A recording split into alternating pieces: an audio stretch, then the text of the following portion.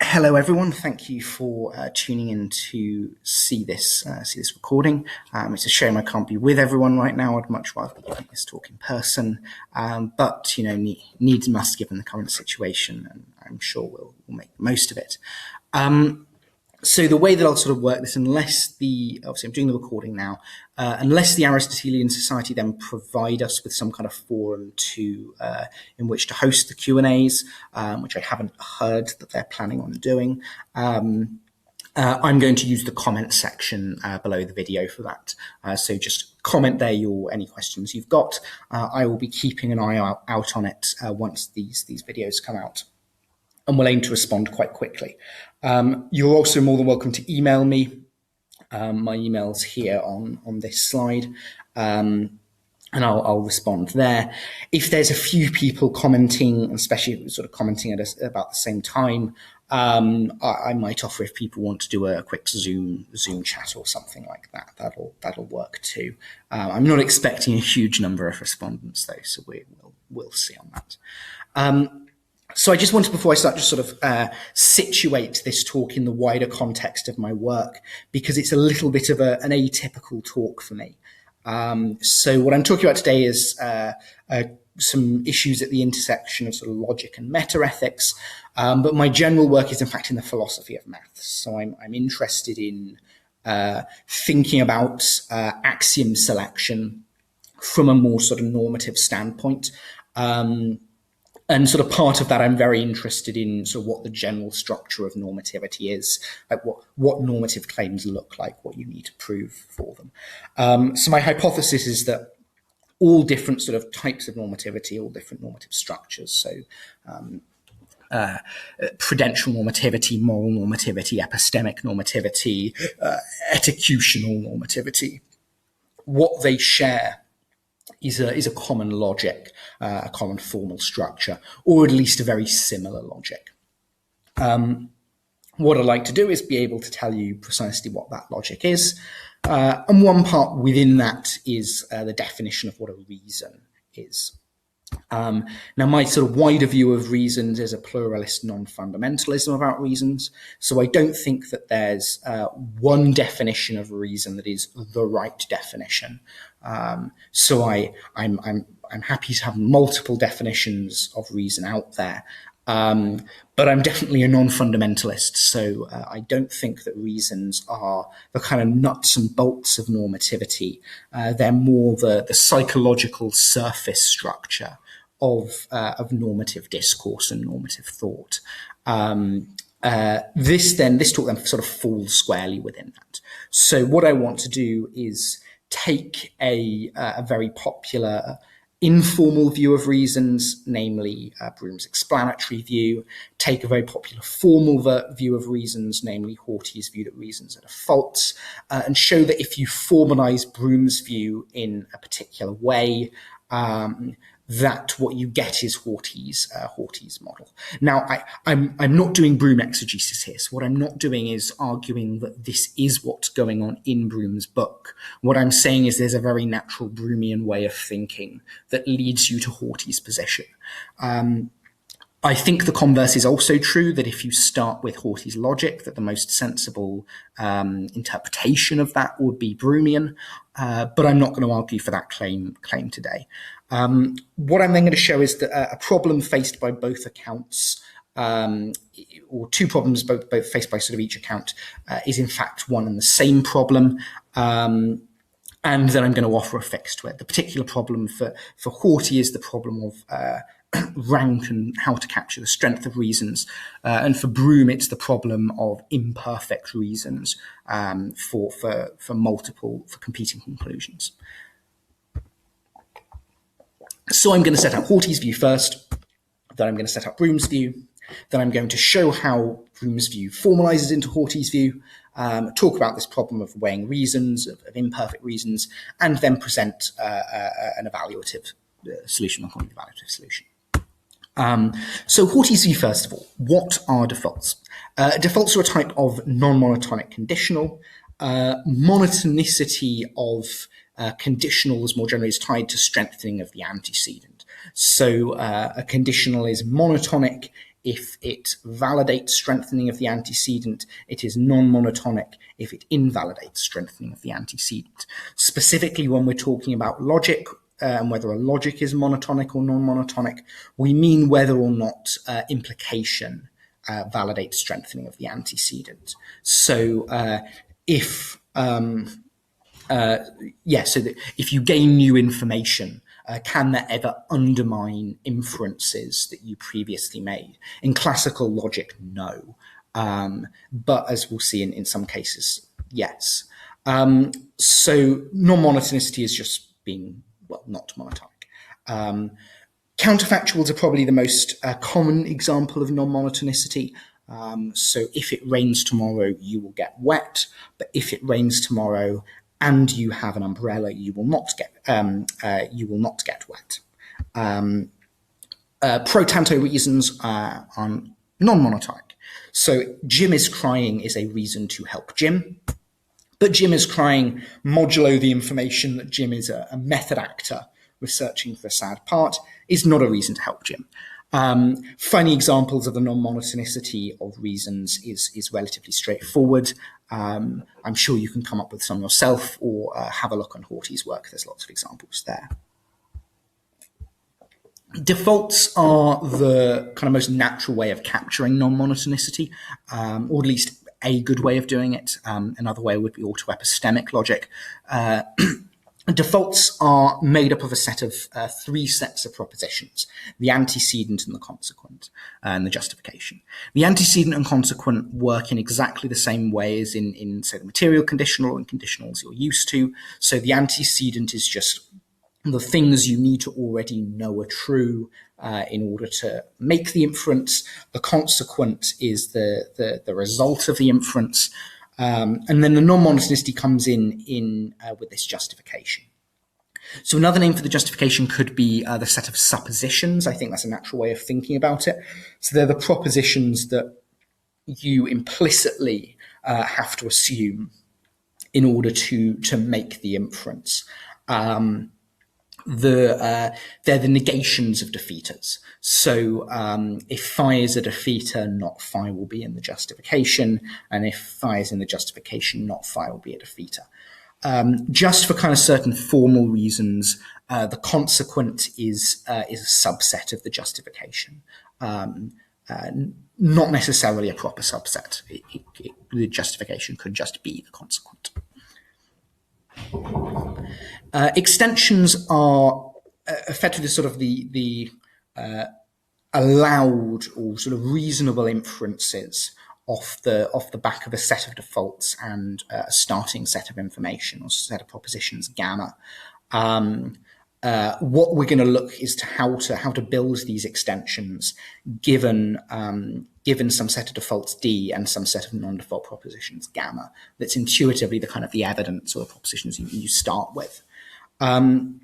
So let pi be a non-repeating sequence of defaults in D.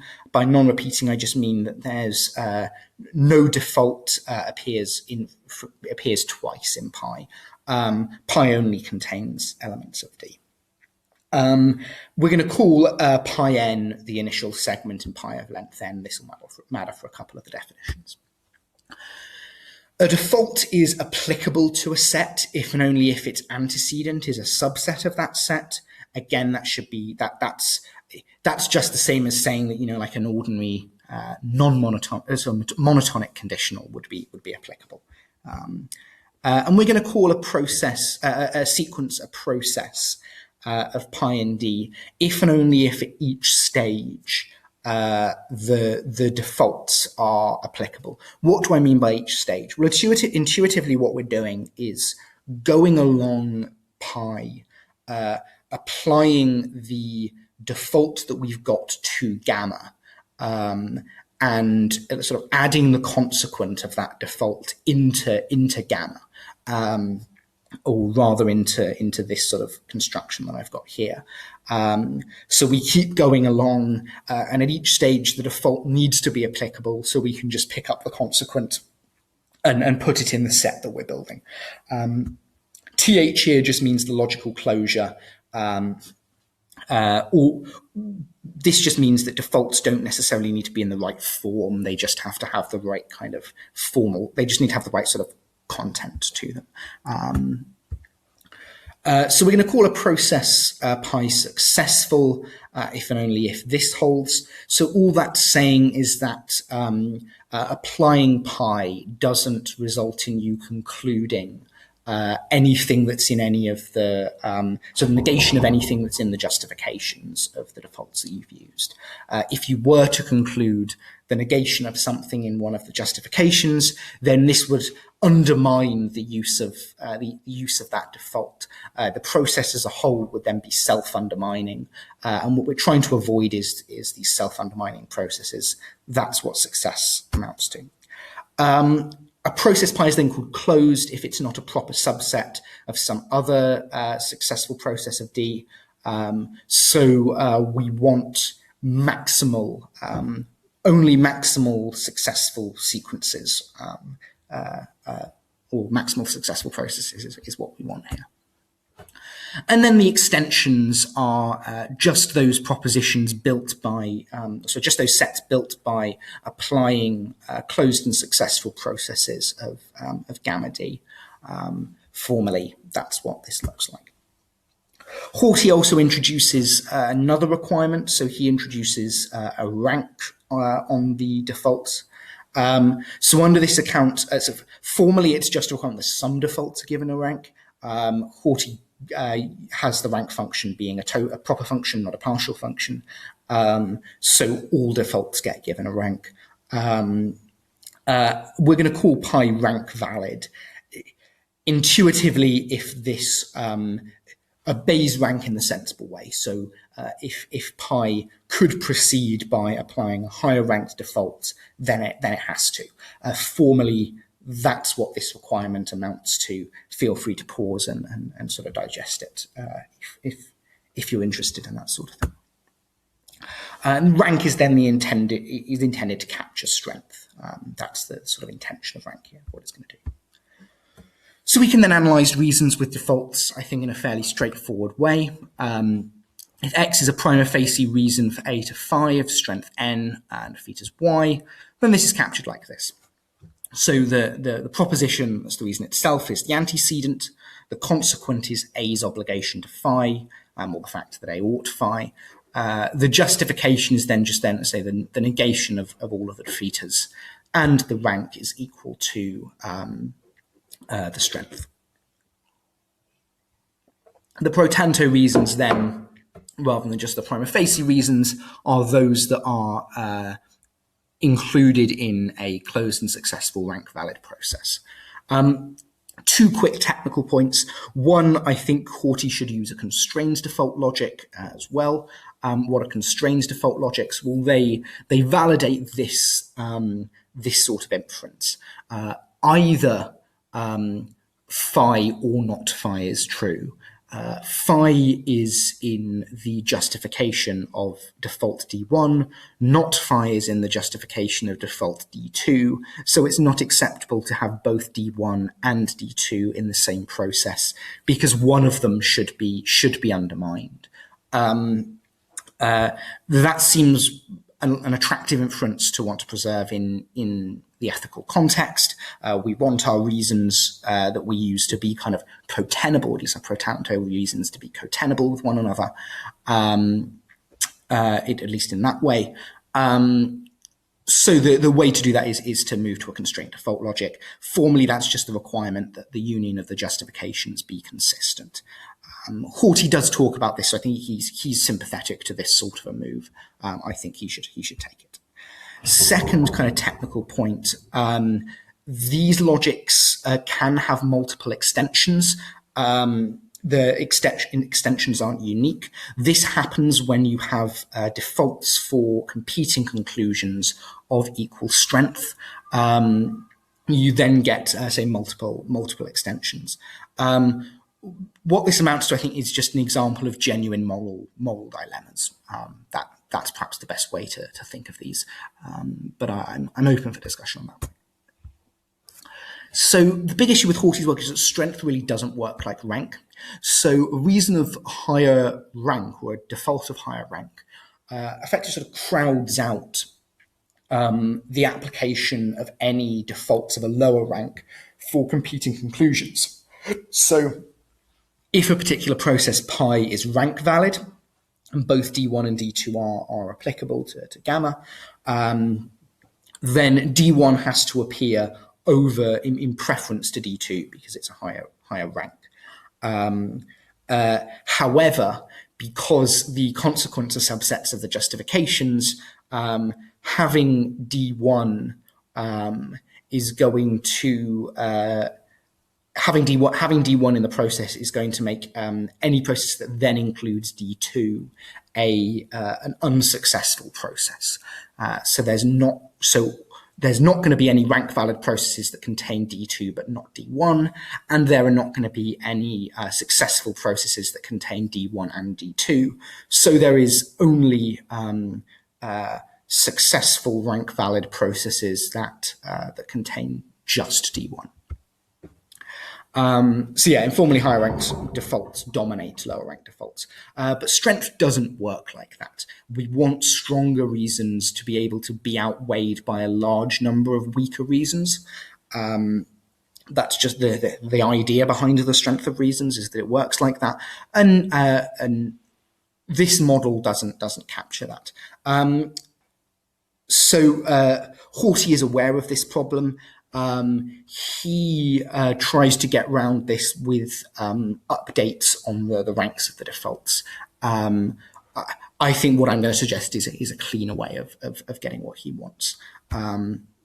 So Broome's view is that reasons are explanations. So they're explanations of what one ought to do. Now, Broome doesn't say a great deal about explanations, but I'm going to. I'm going to stick to a relatively orthodox account of explanations. So this is the first place where I'm Broomean rather than necessarily sort of reporting what Broome's saying. So a set of propositions is an explanation if it includes a necessary conditional. So it's an explanation for a conclusion. If it entails that conclusion, the explanandum, and it contains a necessary conditional, so it sort of is necessarily sufficient for it. Now there also have to be no redundant members as well. Classical accounts, for instance, Lipton restricts this necessary conditional to a causal conditional.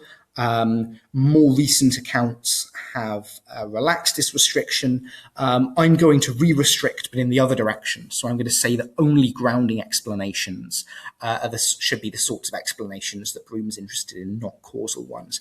This cashes out the idea that reasons are right makers, that they identify the kind of the grounds of what you ought to do. Interestingly, I think propositions that take part in causal or mixed, but not in grounding explanations, are maybe good candidates for enablers. I think this is certainly a sufficient condition for being an enabler. I'm not sure if it's a necessary condition for being an enabler. I'm interested to hear what people's views on that is. Two problems for Broome's view. Problem number one, what I've set out here is just the definition of the explanation relation. It doesn't tell you anything about sort of pro tanto reasons. This just gives you an account of sort of prima facie reasons or the reason for relation. Problem number two, the explanation relation is monotonic. It's not non-monotonic. Explanations are classically sufficient for the explanandum, for the thing that they're trying to explain. Classical logic is monotonic. Gaining additional information doesn't change the fact that something explains something else. So solution, I think there are three senses of explanation. So the first is this explanation relation that I've mentioned. The second is what I'm calling the actual explanation.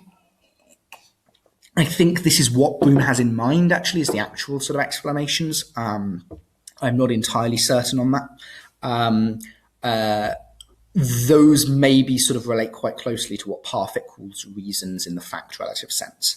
And then finally is what I'm calling available explanations. So these are the explanations that an agent might reasonably appeal to. Right. So specifically, if we take the equivalence class under mutual inconsistency, or the equivalence classes under mutual inconsistency of explanations, then an available explanation is an explanation that is the most likely of that set. And I've specifically said the most likely, rather than any of the most likely. This will become clear sort of later on why I've done that.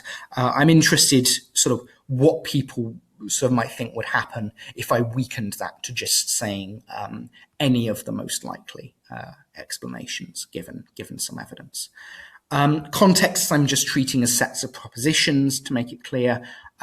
Likelihood as well I'm using because it gets me non-monotonicity quite easily. You don't need to use likelihood in there. You can put in any value function you'd like, provided that it's non-monotonic in the right sort of way to be able to generate the right results here.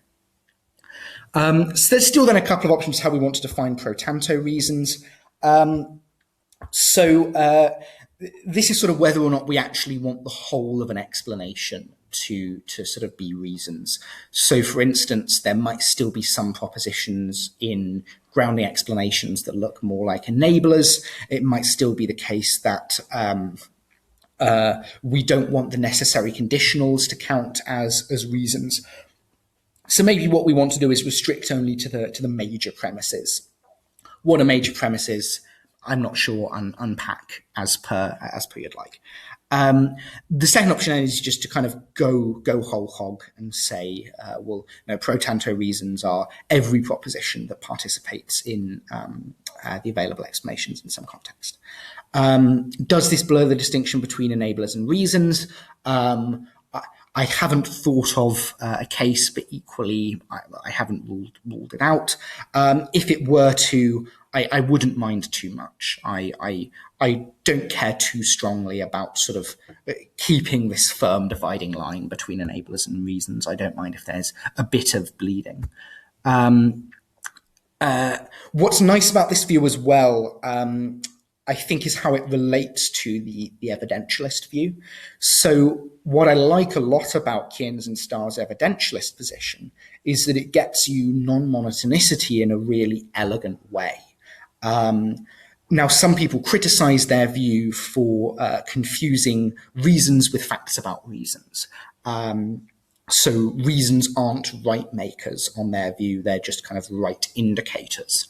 Now, I have no strong views on whether or not I want reasons to be right makers or right indicators. I think both are acceptable, and this is my pluralism.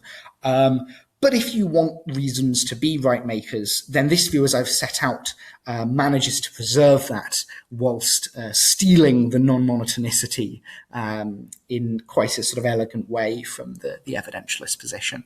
And if you like that sort of a position, I think this should be quite attractive. So the big issue with Broome's view is again with pro tanto reasons for competing conclusions. So Broome said I think it's perhaps best reading him as talking about what I call the real explanations, but it's also true as I've set him up with available explanations as well, that there can't be two real or two available explanations in a context for competing conclusions. Why? Well, given that explanations are formally sufficient for the conclusions, if the conclusions are competing and inconsistent, then so too will the explanations be. The world, I presume, is consistent, and so you can't have two inconsistent real explanations at the same time. Similarly, available explanations are only the most likely of sort of equivalence class and the mutual inconsistency of of explanations. So only one of two mutually inconsistent explanations could be available in any particular context.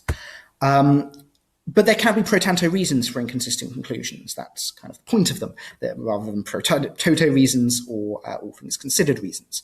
They're kind of God's lists of pros and cons, as some people call them. So Broome is well aware of this, as was Horty, and talks about weighing explanations.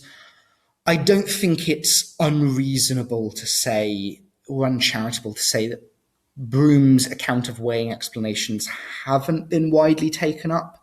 I think Brunero sets out quite a good explanation of why this is. Keynes and Starr also have in a couple of places. So what Broome seems to end up doing is falling back on a kind of prior notion of the weighing of reasons. Weighing explanations just seems to be falling back on like, well, this claim that, well, there are reasons and they agglomerate in this way, in which case he's not providing a reductive account of reasons. Another option that Brunero considers is the idea that what we should take reasons to be are explanations of evaluative facts. This is definitely not what Broome is saying. This is a suggestion for something that he could do.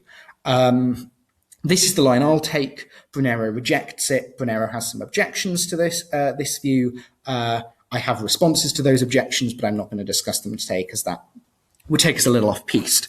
So yes, I'm going to eventually suggest this kind of evaluative move. So bring the two views together. Let's first of all set gamma as just the context here. So context, remember, I'm treating as sets of propositions. Normally this is going to be an agent's evidence, but we might also be interested in, for instance, the evidence an agent would have had if they'd have met all of their epistemic obligations or something like that. There might be other types of context that we're interested in than just an agent's evidence. So, but context generally, let's treat as sets of propositions, and let's set gamma to be those. For any reason R for A to phi, where E is the explanation of why A should phi, we're going to define a default dr in the following way. Now notice that there might be multiple explanations as to why A ought phi, potentially even sort of starting from the same premise. This treats these all as separate defaults. The defaults are individuated by their explanations. So we're going to set the antecedent of dr just as being R. That's fairly intuitive. Similarly, the consequence is the claim that A ought phi. The justification is then the interesting part. So the justification is a set of all propositions X, such that if not X were added to C, then E would not be an available explanation. So anything that kind of drops the likelihood of that explanation is going to sort of be a defeater here. Rank is then just the probability of E given the context. Now, rank actually ends up not doing much in this system because rank is closely tied to probability or likelihood, which is very closely tied to availability, which is very closely tied to justification and what the defeaters are. So rank is effectively, what it does is just going to end up being sort of subsumed in the justification here. But I'll keep it in here because it's the position Horty sets up. This view does also model the constrained condition as well. The reason why it does that is that there can't be two available justifications for available explanations for competing conclusions, for inconsistent conclusions, as were previously argued. So the justification as we're setting it up is again going to do enough work to enforce the constrained condition as well. Pro tanto reasons in a given context are then just going to be the successful and rank valid processes, the defaults that participate in successful closed and rank valid processes. So the things that actually then contribute to the extensions. This also quite nicely captures the idea that reasons are important for deliberation, given that processes are kind of models of how agents ought to sort of sequentially reason using defaults. So bringing these the issues together, we see how Broome's issue of imperfect reasons collapses into Horty's issue regarding strength as being an rank and strength not sort of working in the way that he'd like it to.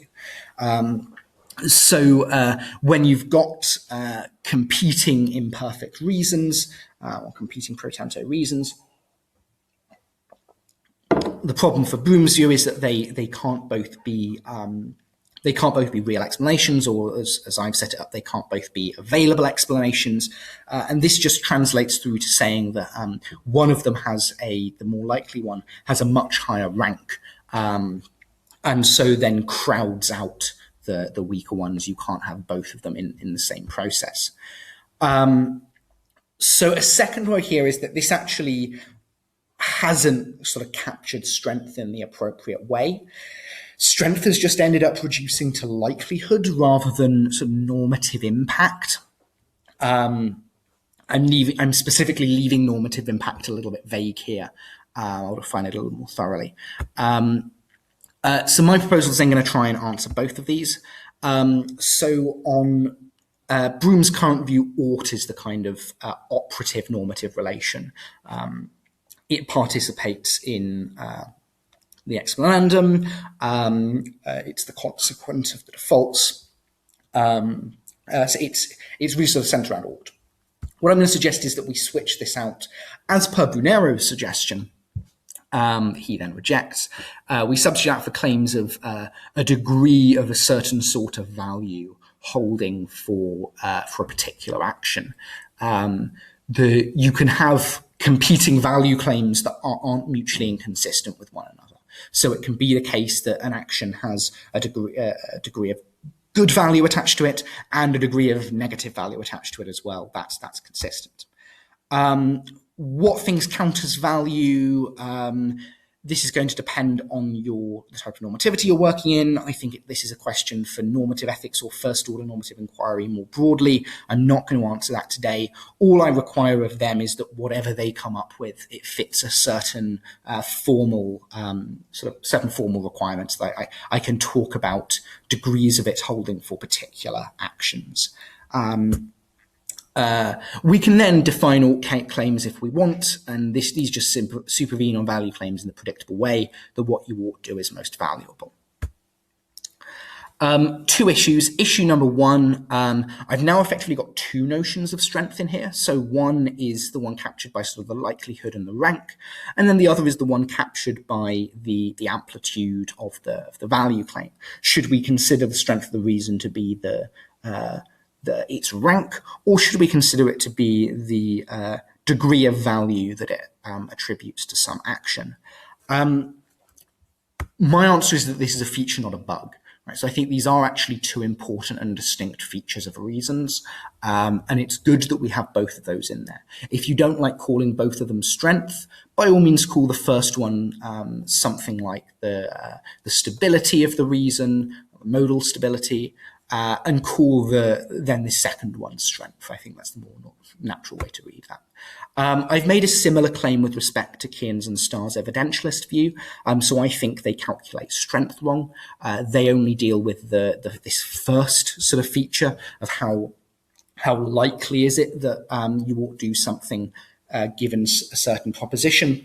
I think that they miss out on this kind of amplitude, sort of normative impact part of strength. I'm happy to answer questions about that as well. Second issue, Brunero has a series of objections to the evaluative explanatory view. I have responses to these. It's outside the scope of the talk. Please ask me in the Q&A, I will answer. Just on a quick note on this, the evaluative explanatory view is often attributed to to Raz and to Finlay. I sort of can lightly attribute them there. Raz and Finlay both say a lot of things in wider metaethics, and in particular about value, that I don't want to buy into. So I probably mean something quite different when I'm talking about value than what they do. Hence why I don't cite them a great deal. I see my position as quite different from theirs. But again, happy to talk about what they've said. Thank you all very much for listening, and I look forward to the Q&A. Thank you.